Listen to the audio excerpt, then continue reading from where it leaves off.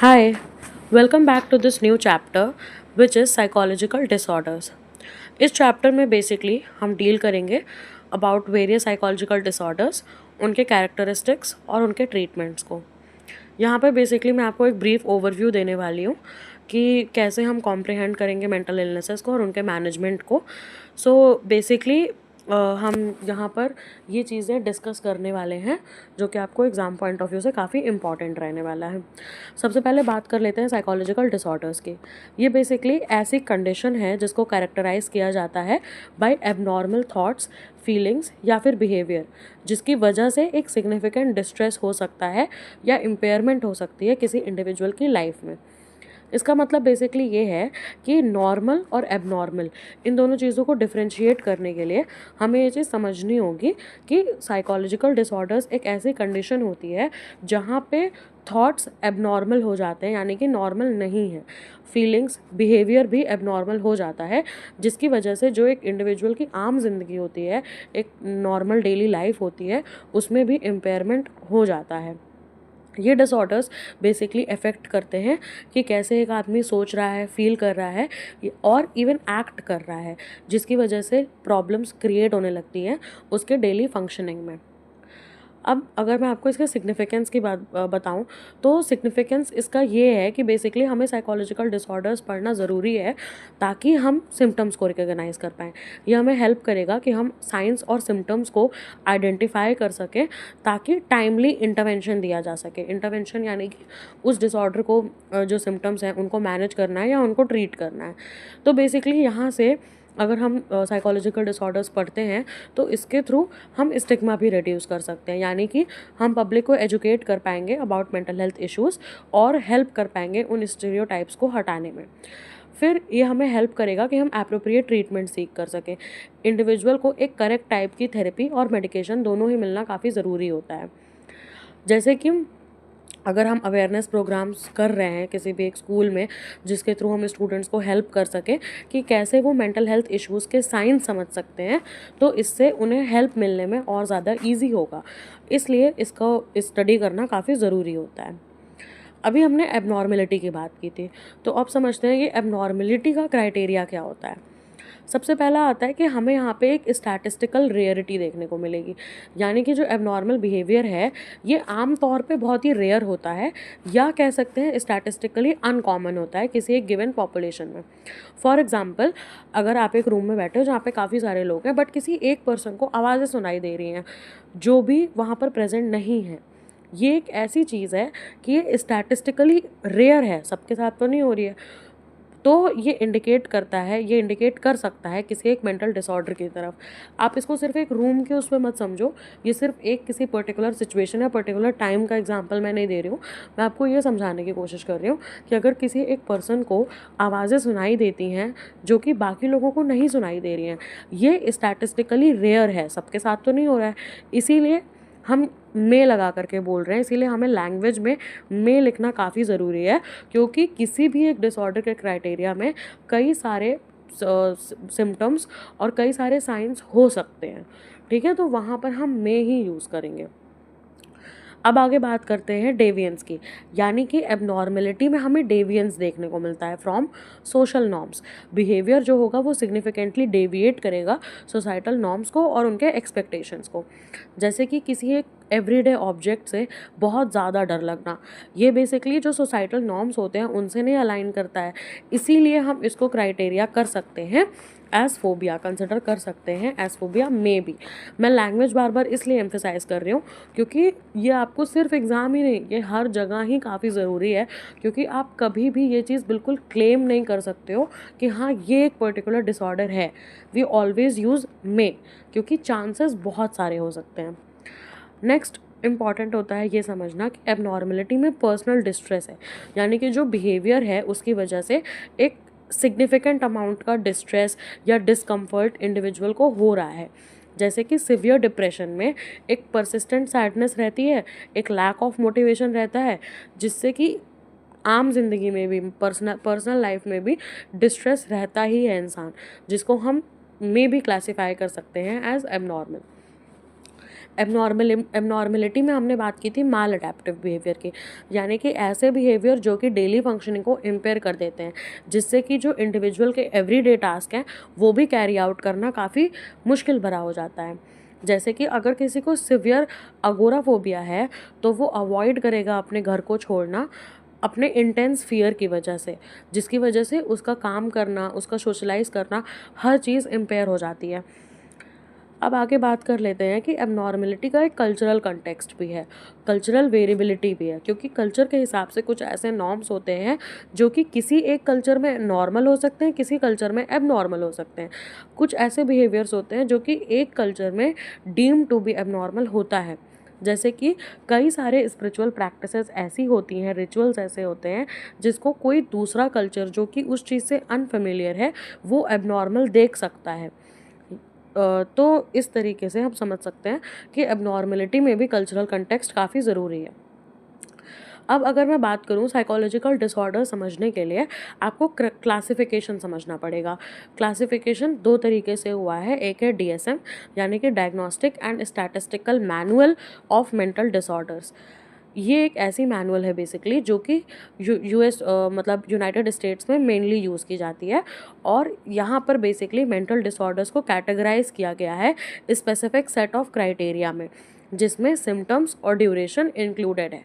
DSM-5 basically जो है, 5 हम यहाँ पे इस वजह से यूज़ कर रहे हैं क्योंकि इसके वर्जन्स आते गए हैं और रिविजन्स भी होते गए हैं। तो अभी आगे चल करके भी जो भी रिवाइज्ड एडिशंस आते रहेंगे तो उसको हम यूज़ करेंगे। तो बेसिकली यहाँ पे 5 जो है वो एडिशन बता रहा है। तो DSM-5 बेसिकली हमें प्रोवाइड करता है एक क्राइटेरिया जिससे हम किसी डिसऑर्डर को डायग्नोज कर सकते हैं। जैसे कि अगर हमें डायग्नोसिस देना है मेजर डिप्रेसिव डिसऑर्डर का या सिक्सोफ्रेनिया का, ये मैं आपको सिर्फ एग्जाम्पल दे रही हूँ। तो इस मैनुअल में बेसिकली मेंटल डिसऑर्डर्स को कैरेक्टराइज किया गया है स्पेसिफिक सेट ऑफ क्राइटेरिया के ऊपर, इंक्लूडिंग सिम्टम्स एंड ड्यूरेशन। अब जो ICD है, ICD 11 वर्जन अभी हम यूज़ कर रहे हैं, जिसमें है, जिसका मतलब basically international classification of diseases. ये जो है ये ग्लोबली यूज़ किया जा रहा है। ये एक ऐसा क्लासिफिकेशन सिस्टम है जिसको पब्लिश किया था WHO ने, जिसमें इंक्लूड है mental disorders among other diseases. अब सबसे बड़ा डिफरेंस आपको यही समझना है कि जो ICD 11 है, यानी कि जो ICD है, ये एक ग्लोबल बुक है जिसमें WHO ने कई चीज़ों के बारे में बात की है, जहाँ पर मेंटल डिसऑर्डर भी एक सेक्शन है कई सारे डिजीज़ेस के बीच में। ठीक है, तो ICD में बेसिकली कैटेगराइज किया गया है मेंटल और बिहेवियरल डिसऑर्डर्स को। इस बुक में भी आपको वो डिसऑर्डर्स के रेफरेंसेस मिलेंगे, उनका प्रेजेंस मिलेगा, लेकिन DSM जो है वो सोलली इसी चीज़ के ऊपर बेस्ड है, यानी कि मेंटल डिसऑर्डर्स के कैटेगराइजेशन पे ही बेस्ड है। बाकी इन दोनों में बहुत सारे डिफरेंसेस आगे भी होते हैं जो आपको भी समझ में आएंगे, बट बेसिक डिफरेंस आपको ये समझ के चलना है। और अगर मैं आपको बताऊँ एज अ स्टूडेंट जिसने मास्टर्स भी कंप्लीट कर ली है, तो अगर मैं अपने पर्सनल एक्सपीरियंस से आपको बताऊं तो DSM-5 में जो क्राइटेरिया दिया है वो आपको काफ़ी इजी होगा समझना, और आपको अभी से अपने अंदर ये हैबिट डालनी चाहिए कि आप DSM-5 रीड करने की कोशिश करो, क्योंकि बैचलर्स में और मास्टर्स में आपको हर जगह वही काम आने वाला है। क्योंकि यहाँ पर जिस तरीके से क्लासिफिकेशन दिया हुआ है वो समझना भी काफ़ी इजी है, प्लस इसमें सिम्टम्स, ड्यूरेशन, हर एक चीज़ काफ़ी अच्छे से मेंशन्ड है, जो कि आपको डायग्नोसिस करने में भी काफ़ी हेल्प करती है। अब ये समझते हैं कि साइकोलॉजिकल डिसऑर्डर की कैटेगरीज क्या क्या हैं। तो इसमें सबसे पहले एंजाइटी डिसऑर्डर्स आते हैं, यानी कि ऐसे डिसऑर्डर्स जिसको कैरेक्टराइज किया जाता है by excessive fear and anxiety. ठीक है, अब इसके अंडर भी कई सारे डिसऑर्डर्स आएंगे। ये एक अम्ब्रेला टर्म है एंजाइटी डिसऑर्डर्स, यानी कि ऐसे डिसऑर्डर्स जहाँ पे एक्सेसिव फियर और एंजाइटी कैरेक्टराइज्ड होती है, प्रेजेंट होती है। जैसे कि जनरलाइज्ड एंजाइटी डिसऑर्डर, यहाँ पे आपको क्रॉनिक अनकंट्रोलेबल परेशानी रहेगी about various aspects of life. ठीक है, अभी आपको ऐसा लगेगा कि मैं सिर्फ वो बुक के टर्म्स उठा करके बोल रही हूँ, बट ये सिम्टम्स ही हैं। आपको इसको इसी तरीके से लर्न करना पड़ेगा, इसी तरीके से समझना पड़ेगा। ये सिम्टम्स वही रहेंगे, उसको मैं या कोई और चेंज नहीं कर सकता है, उसकी लैंग्वेज भी नहीं चेंज हो सकती है, तो आपको उसको लैंग्वेज भी वैसी ही याद रखनी पड़ती है। इसके लिए अगर मैं आपको एक टिप दूँ तो आप बेसिकली लिख करके याद कर सकते हो। बाकी अभी मैं आगे वीडियो के एंड में आपको और थोड़े बोनस चीज़ें बताती हूँ कि ये चैप्टर किस तरीके से आप बिल्कुल ईजिली याद कर सकते हो। अभी वापस आते हैं एंजाइटी डिसऑर्डर्स पे। इसमें एक डिसऑर्डर और आता है पैनिक डिसऑर्डर, यानी कि यहाँ पे रिकरेंट अनएक्सपेक्टेड पैनिक अटैक्स आ सकते हैं जिसमें फिजिकल सिम्टम्स भी होते हैं, जैसे कि डिजीनेस होना या फिर पैल्पिटेशन रहना। नेक्स्ट फोबिया भी इसी के अंडर आता है, क्योंकि यहाँ पर भी इंटेंस और इर्रेशनल फियर होता है अबाउट स्पेसिफिक ऑब्जेक्ट्स और सिचुएशंस।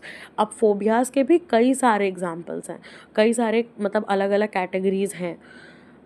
नेक्स्ट अगर हम बात करते हैं मूड डिसऑर्डर्स की, यहाँ पे मैं सिर्फ आपको एक ओवरव्यू दे रही हूँ ताकि आपको वो पॉइंटर्स बिल्कुल अच्छे से याद हो जाएं कि अच्छा कौन कौन सी कैटेगरीज प्रेजेंट है।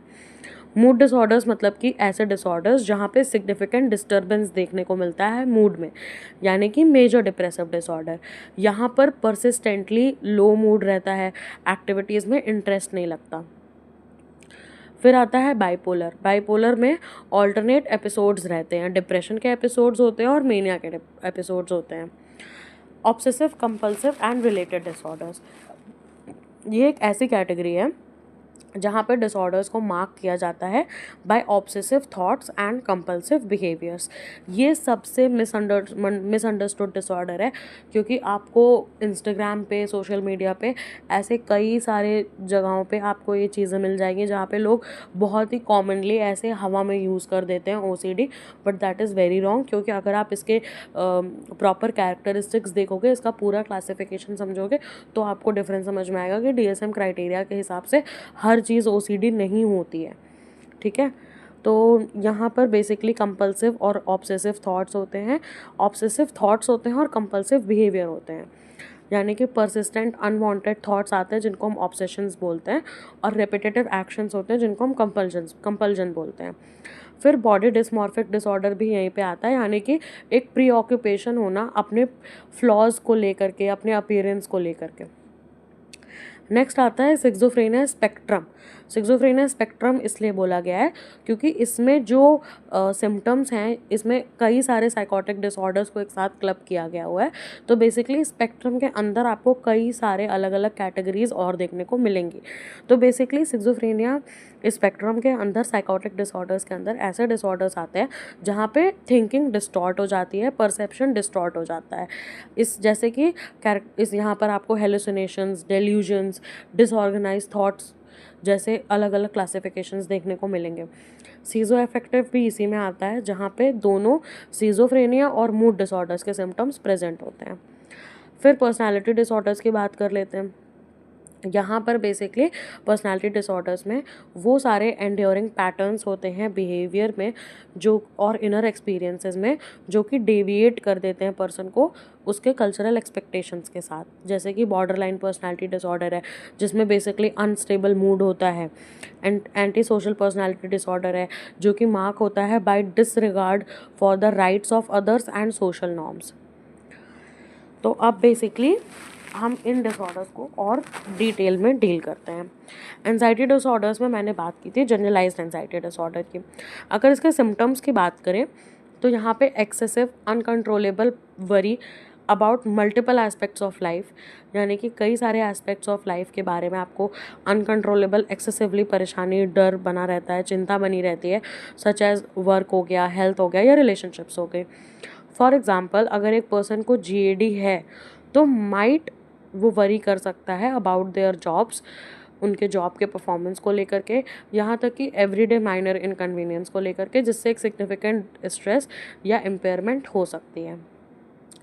इसी में हमने पैनिक डिसऑर्डर की बात की थी। यहाँ पे आपको रिकरेंट सडन ऑनसेट देखने को मिलता है ऑफ इंटेंस फियर या डिस्कम्फर्ट, जो कि ऑफन अकम्पेन्ड होता है फिजिकल सिम्टम्स के साथ भी, जो मैंने बताया था आपको कि पैल्पिटेशंस होने लगते हैं, धड़कन बढ़ जाती है, डिजीनेस होता है, पसीने आने लगते हैं, स्वेटिंग होती है।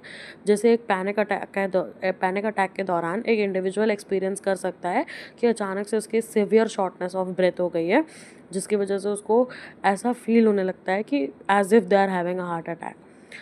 फिर फोबियाज़ में बेसिकली इंटेंस इरेशनल फियर होते हैं ऑफ स्पेसिफिक ऑब्जेक्ट्स और सिचुएशंस, जिससे कि डिसप्रपोर्शनेट जो एक्चुअल थ्रेट जो है उससे आप बहुत ज़्यादा मतलब आपको एक इंटेंस और इरेशनल फियर होता रहता है।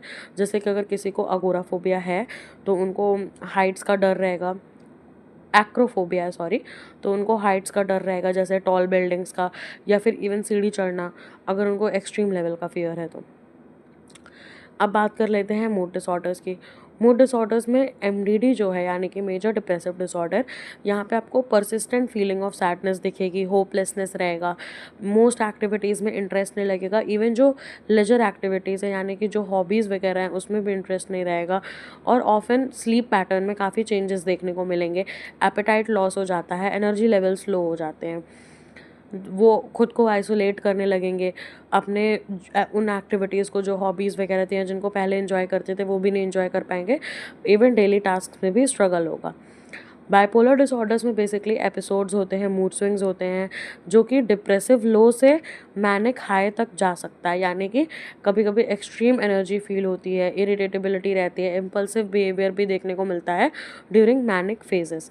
एक पर्सन को डीपली डिप्रेस्ड फील हो सकता है टू एक्सपीरियंसिंग मैनिक एपिसोड, जहाँ पर उनको एक्सेसिव एनर्जी और इंगेज्ड हो जाते हैं बेसिकली वो रिस्की बिहेवियर्स में। तो बाइपोलर में यही डिफरेंस है, दो फेजेस रहते हैं, या तो मैनिक फेज चलता रहेगा तो डिप्रेसिव फेज चलता रहेगा। ऑब्सेसिव कंपल्सिव में जैसे मैंने बात की थी, यहाँ पे काफ़ी बड़ा सिम्टम यही देखने को मिलता है कि परसिस्टेंटली इंट्रूसिव थॉट्स होते हैं, जिनको हम ऑब्सेशंस बोलते हैं, और रेपिटेटिव बिहेवियर्स होते हैं, यानी कि कंपल्शंस होते हैं, जिससे कि बेसिकली जो डिस्ट्रेस है वो और ज़्यादा एलिवेट होता रहता है इन थॉट्स की वजह से। एक इंडिविजुअल को अगर ओसीडी है तो might they have obsessive fear of contamination and engage in compulsive hand washing to reduce anxiety. ये सिर्फ एक एग्जाम्पल है कि हाँ उनको वो ऑब्सेसिव फियर है कंटामिनेशन का, इसकी वजह से उनको वो कंपल्सिव एक्टिविटी वो कर रहे हैं हैंड वॉशिंग की। ये सिर्फ एक एग्जाम्पल है, आप इसको कहीं भी ऐसे यूज़ नहीं कर सकते, क्योंकि जो इसके क्राइटेरियाज होते हैं वो काफ़ी डिफरेंट होते हैं, और DSM-5 में मेंशन भी किया हुआ है कि कितने से कितने क्राइटेरिया मैच होने चाहिए तब हम डायग्नोज करते हैं। ठीक है। बॉडी डिस्मॉर्फिक डिसऑर्डर, ये एक ऐसा, यहाँ पे सिम्टम्स प्रेजेंट होते हैं एक्सेसिव कंसर्न के, जैसे कि अपने फ्लॉज को पर फिजिकल अपीयरेंस को लेकर के एक परसेप्शन रहता है, जिससे कि सिग्निफिकेंट डिस्ट्रेस होता है और फंक्शनल इम्पेयरमेंट होती है। ये लोग कॉन्स्टेंटली अपना अपीयरेंस चेक करते रहते हैं मिरर में, या फिर अननेसेसरी कॉस्मेटिक प्रोसीजर्स करते रहेंगे, क्योंकि अब इनको जो परसेप्शन है उसकी वजह से। सिक्सोफ्रेनिया में जैसे मैंने बात की थी कि यहाँ पे कई टाइप के, कई कैटेगरी वाइज सिम्टम्स प्रेजेंट हो सकते हैं, जैसे कि हेलुसिनेशंस में भी कई सारे टाइप्स होते हैं, डिल्यूजन्स में भी कई सारे टाइप्स होते हैं, और डिसऑर्गेनाइज्ड स्पीच या फिर थिंकिंग। हेलुसिनेशंस मतलब कि आप एग्जाम्पल के लिए अभी समझो कि जैसे आवाज़ सुनाई देना। डिल्यूजन्स यानी कि एक बिलीफ होना, मतलब एक बिल्कुल इर्रेशनल बिलीफ होना। अब आपको ये समझने की ज़रूरत है कि अभी के लिए प्रेजेंट टाइम में तो आपको नहीं ज़रूरी है कि आप हर डिसऑर्डर के इतने ज़्यादा डिटेल में कैटेगरीज और क्लासिफिकेशन याद करो, क्योंकि एग्ज़ाम पॉइंट ऑफ व्यू में आपको जनरल बेसिक जो कैटेगरीज हैं, जैसे मैंने बताया, anxiety disorders, mood disorders, OCD, इन सब का सिर्फ आपको कैटेगरीज मेंशन करनी होगी, इसके बारे में बताना होगा कि इसमें कौन कौन से सिम्टम्स प्रेजेंट होते हैं। आपको सारे क्लासिफिकेशंस प्रेजेंट टाइम में इस क्लास 12th में याद करने की ज़रूरत अभी नहीं है, बट फिर भी आप एक अंडरस्टैंडिंग लेकर के चलो। यहाँ पे मैंने डेल्यूजनल डिसऑर्डर्स की भी बात की थी, यानी कि यहाँ पे प्रेजेंस होता है वन और मोर डेल्यूजन्स, जो कि परसिस्टेंट और रेजिस्टेंट हो सकते हैं टू रीजनिंग या फिर एविडेंस। अब जैसे लोगों को कॉन्स्टेंटली फील होता रहता है कि उन्हें कोई देख रहा है विदाउट एनी फैक्चुअल बेसिस, कोई उन पर स्पाई कर रहा है, तो ये बेसिकली डेल्यूजनल में आता है। अब हम बात कर लेते हैं कि साइकोलॉजिकल डिसऑर्डर्स के कॉजेज़ क्या क्या हो सकते हैं। यहाँ पर बायोलॉजिकल फैक्टर्स सबसे बड़ा कॉज है, जहाँ पे हमें जेनेटिक वल्नरेबिलिटी देखने को मिल सकती है, क्योंकि कुछ साइकोलॉजिकल डिसऑर्डर्स ऐसे होते हैं जिनका जेनेटिक बेसिस होता है, मीनिंग इंडिविजुअल्स जिनको फैमिली हिस्ट्री है ऑफ मेंटल इलनेस वो ज़्यादा रिस्की हैं। फॉर एग्जांपल सिक्सोफ्रेनिया, जैसे कि अगर कोई सिक्सोफ्रेनिया में हेरिडिटरी कंपोनेंट होता है, तो ऐसे इंडिविजुअल्स को हाई रिस्क होता है to have close if they have a close relative with this disorder. Neurotransmitters का इम्बैलेंस होना, यानी कि इम्बैलेंस होना ब्रेन केमिकल्स का, जैसे कि सेरोटोनिन का, डोपामीन का, नॉरएपिनेफ्रिन का, जो कि एसोसिएटेड होता है वेरियस मेंटल डिसऑर्डर से। यानी कि जैसे डिप्रेशन है तो यहाँ पर लो सेरोटोनिन लेवल्स जो होते हैं उनको डिप्रेशन के साथ लिंक किया जाता है, वाइल एक्सेसिव डोपामिन एक्टिविटी जो है वो सिजोफ्रेनिया के साथ लिंक की जाती है। फिर आते हैं साइकोसोशल फैक्टर्स, यानी कि ट्रॉमा और स्ट्रेस। कुछ ऐसे लाइफ इवेंट्स होते हैं जैसे कि अब्यूज़, लॉस या फिर सिग्निफिकेंट लाइफ चेंजेस जो कि ट्रिगर कर सकते हैं या साइकोलॉजिकल डिसऑर्डर्स को और बढ़ावा दे सकते हैं, एग्जिबरेट कर सकते हैं। जैसे कि पीटीएसडी जो कि डेवलप हो जाता है आफ्टर एक्सपीरियंसिंग या witnessing any traumatic event.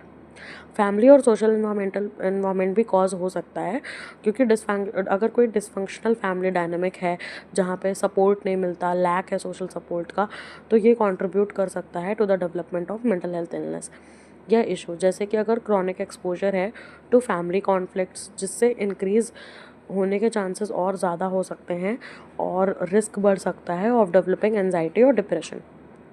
Next आता है कॉग्निटिव फैक्टर्स, यानी कि थिंकिंग पैटर्न्स नेगेटिव हो जाते हैं। माल अडेप्टिव थॉट पैटर्न्स होंगे, जैसे कि एकदम से वर्स्ट चीज़ के बारे में सोचना या फिर ब्लैक एंड वाइट थिंकिंग रखना, तो ये भी साइकोलॉजिकल डिसऑर्डर्स की तरफ कंट्रीब्यूट कर सकते हैं। एक ऐसे इंडिविजुअल को बिल्कुल हाई टेंडेंसी होती है डिप्रेशन की, अगर वो कई सारे सेटबैक्स उनको मिल रहे हैं या कंप्लीट फेलियर मिल रहा है, जिसकी वजह से ये सिम्टम्स और ज़्यादा आगे चल के वर्स हो सकते हैं। तो ये कुछ कॉजेज़ हैं साइकोलॉजिकल डिसऑर्डर्स के, जैसे कि बायोलॉजिकल, जहाँ पर जेनेटिक वल्नरेबिलिटी और न्यूरोट्रांसमीटर के इम्बैलेंसेस आते हैं, साइकोसोशल और फैमिली और एनवायरनमेंट एंड कॉग्निटिव। अब आगे बात कर लेते हैं ट्रीटमेंट ऑफ साइकोलॉजिकल डिसऑर्डर्स की, यानी कि इसमें सबसे पहले आते हैं बायोलॉजिकल थेरेपीज़, जहाँ पे आएगा मेडिकेशन। अलग अलग टाइप के साइकोट्रॉपिक मेडिकेशंस यूज़ की जाती हैं सिम्टम्स को मैनेज करने के लिए, जैसे कि एंटी डिप्रेसेंट्स, SSRI यानी कि सेलेक्टिव सेरोटोनिन रिप्यूटेक इनहिबिटर्स। ये हेल्प करती हैं डिप्रेशन और एंजाइटी के सिम्टम्स को एलिवेट करने के लिए। ऐसे कई अलग टाइप्स के भी डिफरेंट टाइप के भी साइकोट्रॉपिक मेडिकेशंस होती हैं, जो भी सारे सिम्टम्स हैं उनके अकॉर्डिंगली उनको मैनेज करने के लिए प्रोवाइड की जाती है। नेक्स्ट बायोलॉजिकल थेरेपीज़ में पार्ट आता है इलेक्ट्रोकन्वल्सिव थेरेपी का, यानी कि एक ऐसा मेडिकल प्रोसीजर है जिसको यूज़ किया जाता है सिवियर डिप्रेशन को ट्रीट करने के लिए या अदर कंडीशंस को ट्रीट करने के लिए, जहाँ पर और कोई ट्रीटमेंट ना रिस्पॉन्स दे, ना रिस्पॉन्ड करे। ECT यूज़ किया जाता है और कंट्रोल्ड सीजर्स में अंडर अनेस्थीसिया, जो कि इफ़ेक्टिव हो सकती है फॉर ट्रीटमेंट रेजिस्टेंट डिप्रेशन, यानी कि जहाँ पर हमें और कोई ट्रीटमेंट नहीं रिस्पॉन्स देगा वहाँ पर हम इस मेडिकल प्रोसीजर को सिवियर केसेस में यूज़ करते हैं। अब बात करते हैं साइकोलॉजिकल थेरेपीज़ की, जहाँ पे आता है कॉग्निटिव बिहेवियरल थेरेपी यानी कि CBT। ये एक ऐसा फॉर्म ऑफ साइकोथेरेपी है जो कि हेल्प करता है इंडिविजुअल्स को आइडेंटिफाई करने में और नेगेटिव थॉट पैटर्न्स को चेंज करने में, उन नेगेटिव पैटर्न्स को चेंज करने में।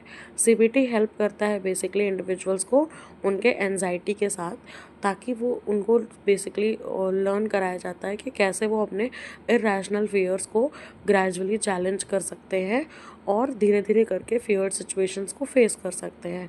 यहाँ पे हम कॉग्निटिव और बिहेवियरल दोनों चीज़ों का इस्तेमाल करते हैं। साइकोडायनामिक थेरेपी बेसिकली फोकस करती है अनकॉन्शियस कॉन्फ्लिक्ट्स पे को एक्सप्लोर करने के लिए और पास्ट एक्सपीरियंसेस को एक्सप्लोर करने के लिए, जो कि अभी करंट बिहेवियर को इन्फ्लुएंस कर रहे हैं या करंट इमोशनल स्टेट्स को इन्फ्लुएंस कर रहे हैं। इस थेरेपी के थ्रू बेसिकली ये हेल्प कर सकता है कि पर्सन के जो अनरिजॉल्व चाइल्डहुड कॉन्फ्लिक्ट्स हैं, जो कि उसके करंट रिलेशनशिप्स को इम्पैक्ट कर रहे हैं, हम उन्हें रिजॉल्व कर पाए। इसीलिए मैंने आपको स्कूल्स के पढ़ने के टाइम पे ये चीज़ बताई थी कि क्यों आपको ये अप्रोचेस समझना ज़रूरी है, क्योंकि जो उन अप्रोचेस का बेसिक फाउंडेशन है उसी से ये थेरेपीज़ आगे यूज़ की जा रही हैं, उसी पे ये थेरेपीज़ बेस्ड है। अब बात करते हैं सोशल इंटरवेंशंस की, यानी कि फैमिली थेरेपी की। ये बेसिकली हेल्प करती है जहाँ पर हम पूरी फैमिली के साथ एज अ यूनिट काम करते हैं, ताकि हम डिसफंक्शनल पैटर्न्स को एड्रेस कर सकें, कम्युनिकेशन को और सपोर्ट को इम्प्रूव कर सकें। फैमिली थेरेपी दी जाती है रिलेशनशिप्स और कम्युनिकेशन को इम्प्रूव करने के लिए अमंग फैमिली मेम्बर्स, जिससे कि इंडिविजुअल की रिकवरी में सपोर्ट उसे अच्छे से अच्छा मिल सके। नेक्स्ट आता है कम्युनिटी बेस्ड सपोर्ट, यानी कि ऐसे प्रोग्राम्स जिससे कि सोशल सपोर्ट प्रोवाइड किया जा सके, रिसोर्सेज और इंटीग्रेशन प्रोवाइड किया जा सके, ताकि इंडिविजुअल के जो मेंटल डिसऑर्डर्स हैं उनको उनको मतलब बेसिकली लोग समझें और उन्हें सपोर्ट करें, उन्हें रिसोर्सेज प्रोवाइड कराएं।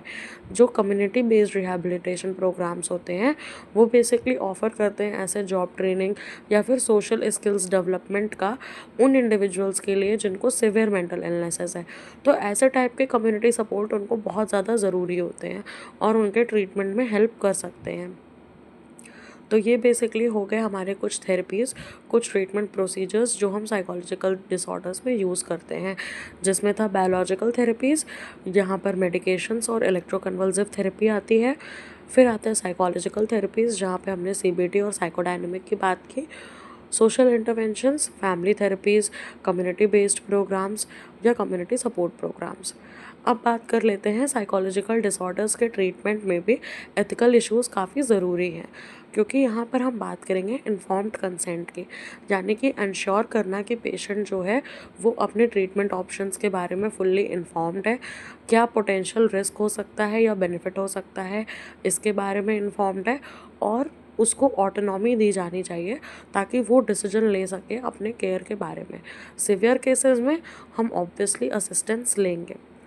अगर हम एग्ज़ाम्पल की बात करें तो अगर हमें कोई एक नई मेडिकेशन स्टार्ट करनी है तो बेसिकली डॉक्टर के थ्रू एक्सप्लेन कर देना चाहिए कि क्या पोटेंशियल साइड इफ़ेक्ट्स हो सकते हैं, पॉसिबल साइड इफ़ेक्ट्स हो सकते हैं, ताकि ये इंश्योर किया जा सके कि पेशेंट जो है अपना ट्रीटमेंट अच्छे से समझ पा रहा है और एग्री कर पा रहा है। नेक्स्ट आता है कॉन्फिडेंशियलिटी, यानी कि प्राइवेसी प्रोटेक्ट करना। बेसिकली हम पेशेंट की सारी पर्सनल मेडिकल इन्फॉर्मेशन सिक्योर रखेंगे, एक्सेप्ट कुछ ऐसे सिचुएशंस जहाँ पे एक बेसिकली रिस्क हो, हार्म हो, या कोई भी ऐसे ज़रूरी सिचुएशन अगर आ गई तो, एक्सेप्शनल केसेस आ गए तो। बेसिकली मेंटल हेल्थ प्रोफेशनल्स जो हैं उन्हें पेशेंट के रिकॉर्ड्स को कॉन्फिडेंशियल रखना चाहिए और इन्फॉर्मेशन को तभी शेयर करना चाहिए अगर उन्हें कंसेंट हो या अगर लॉ की वजह से ज़रूरत पड़ जाए। स्टिग्मा रिडक्शन, यानी कि एड्रेस करना और स्टिग्मा को रिड्यूस करना जो भी मेंटल इलनेस के साथ एसोसिएटेड है, जिससे कि हम अंडरस्टैंडिंग और एक्सेप्टेंस प्रमोट कर पाएँ। अगर हम पब्लिक अवेयरनेस कैंपेन्स करते हैं तो हम स्टीरियोटाइप्स को चैलेंज कर पाएंगे और लोगों को एजुकेट कर पाएंगे कि मेंटल हेल्थ कंडीशन की रियलिटीज़ होती क्या है। इसी के साथ हम बात करते हैं कुछ ऐसे स्ट्रैटेजीज़ की जिससे हम मेंटल हेल्थ प्रमोट कर सकते हैं, जिसमें पहला आता है अवेयरनेस एंड एजुकेशन, यानी कि अवेयरनेस प्रोग्राम्स रेज करना about mental health and public को एजुकेट करना, जिससे कि वो लोग भी मेंटल हेल्थ इश्यूज़ को रिकॉग्नाइज़ कर सकें और अर्ली रिकॉग्निशन की वजह से अच्छा ट्रीटमेंट हो सके। जैसे कि स्कूल्स में, वर्क प्लेसेस में mental health education programmes implement करने चाहिए ताकि इंडिविजुअल्स रिकॉग्नाइज़ कर सकें सिम्टम्स को और हेल्प सीख कर सकें। नेक्स्ट आता है बिल्डिंग रिजिलियंस, यानी कि डेवलपमेंट एनकरेज करना, कोपिंग स्किल्स बेसिकली लोगों को सिखाना, सपोर्ट स्किल सिखाना, जिससे कि वो अपने नेटवर्क को और ज़्यादा एनलार्ज कर सकें और इंडिविजुअल्स जो हैं एडवर्सिटी के सिचुएशंस में हेल्प मांग सकें। ऐसे प्रोग्राम्स बेसिकली ऑर्गेनाइज कराना, जैसे कि स्ट्रेस मैनेजमेंट टेक्निक्स हो गए, जिससे कि बेसिकली सोशल सपोर्ट ऑफ़र होगा और एक रिजिलियंस एनहांस हो सकेगी। मेंटल हेल्थ सर्विसेज का एक्सेस, यानी कि ये इंश्योर करना कि मेंटल हेल्थ सर्विसेज एक्सेसिबल हैं और कल्चरली एप्रोप्रिएट है हर इंडिविजुअल के लिए। बेसिकली प्रोवाइड करना प्राइमरी केयर सेटिंग्स जैसे कि टेली हेल्थ हो गया, या फिर और एक्सेसिबल सिचुएशंस प्रोवाइड करना पर्सन को रिमोट एरियाज़ में भी। अब अगर हम बात करते हैं तो हमने क्या की कॉन्सेप्ट्स यहाँ पे डील किया। बेसिकली हमने समझा साइकोलॉजिकल डिसऑर्डर्स को, एक कॉम्प्रिहेंसिव अंडरस्टैंडिंग ली जहाँ पे हमने सिम्टम्स के बारे में बात की, कॉजेस के बारे में बात की और कैसे वो इंडिविजुअल लाइफ को इम्पैक्ट करता है। नेक्स्ट हमने क्लासिफिकेशन और डायग्नोसिस समझा, यानी कि ऐसे टूल्स जैसे कि DSM-5 और ICD-11 जिसका यूज़ किया गया कैटेगराइज करने के लिए मेंटल डिसऑर्डर्स को, जिससे हम एप्रोप्रिएट ट्रीटमेंट गाइड कर सकें। हमने ट्रीटमेंट अप्रोचेस के बारे में भी बात की कि कैसे इफेक्टिव ट्रीटमेंट प्रोवाइड किया जा सकता है, जहाँ पे बेसिकली एक कॉम्बिनेशन ऑफ बायोलॉजिकल, साइकोलॉजिकल और सोशल इंटरवेंशन हमें देखने को मिले। फिर आता है एथिकल कंसिडरेशंस, यानी कि हमने उन प्रैक्टिसेस के बारे में भी बात की जिससे हम मेंटल डिसऑर्डर्स को ट्रीट कर पाएंगे, और वो एसेंशियल है क्योंकि हमें पेशेंट के राइट्स और डिग्निटी को मेंटेन करना होगा, हमें ये चीज़ इंश्योर करनी होगी।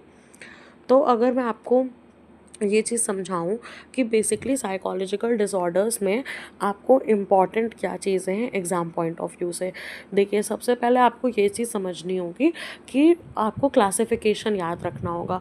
DSM-5 और ICD-11 ये जो एग्ज़ाम में मोस्टली पूछा गया क्वेश्चन होता है कि बेसिकली कैटेगराइजेशन का डिफरेंस क्या है, DSM-5 और ICD-11 दोनों में क्या डिफरेंस है। उसके बाद आपको इम्पॉर्टेंट चीज़ जो समझनी है वो ये है कि जो कैटेगराइज किया गया है, यानी कि आपको इससे क्वेश्चन ज़्यादा आ सकते हैं कि डिसऑर्डर्स को किस तरीके से क्लासिफाई किया गया है और क्या क्या डिसऑर्डर्स होते हैं, ठीक है। तो आपको ये चीज़ें काफ़ी अच्छे से समझनी होगी।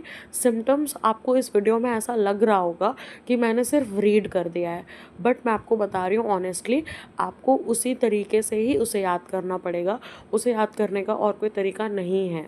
मतलब आप एक बार मीनिंग समझ सकते हो कि क्या होता है उसका मीनिंग, बट आपको लैंग्वेज वही वाली याद रखनी होगी, क्योंकि एग्ज़ाम में अगर आपको अच्छा स्कोर करना है तो आपको इसी लैंग्वेज में ही डिसऑर्डर्स डील करने होते हैं।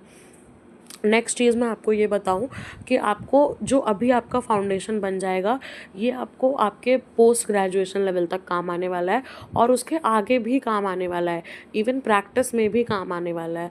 तो आप अपनी लैंग्वेज पे काम करो अभी से।